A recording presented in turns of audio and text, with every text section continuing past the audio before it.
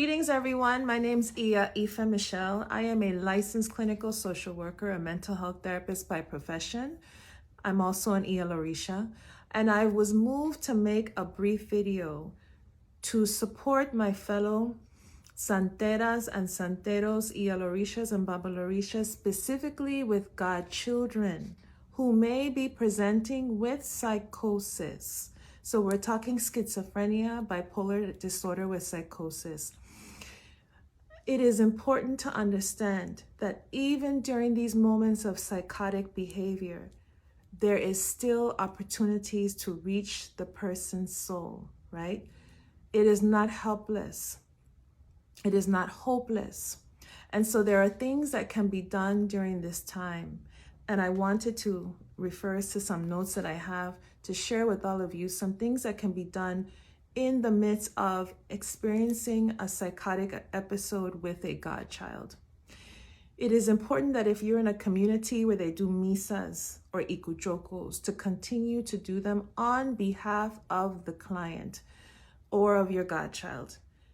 The ancestral work is very important, right? It's important to understand what ancestors need to be appeased.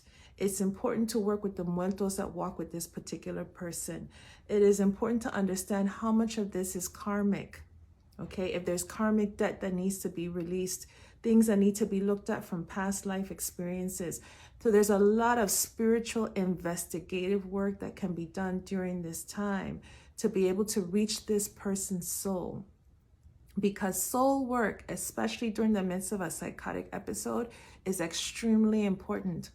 So you want to do your divinations, right? You want to consult with Ifa. You want to consult with Orisha.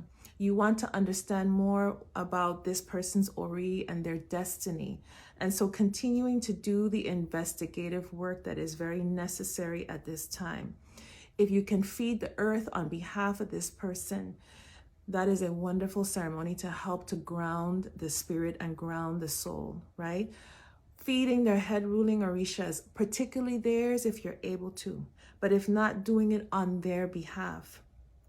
Again, to strengthen the head, to strengthen the ori.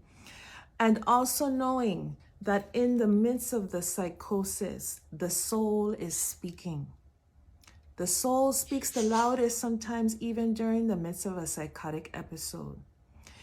So the spirits that are holding this person in bondage speak. The ones who want to set this soul free and this individual free are also speaking. And so in these moments, the Western trained ear, professional ear may not necessarily hear, right? The messages.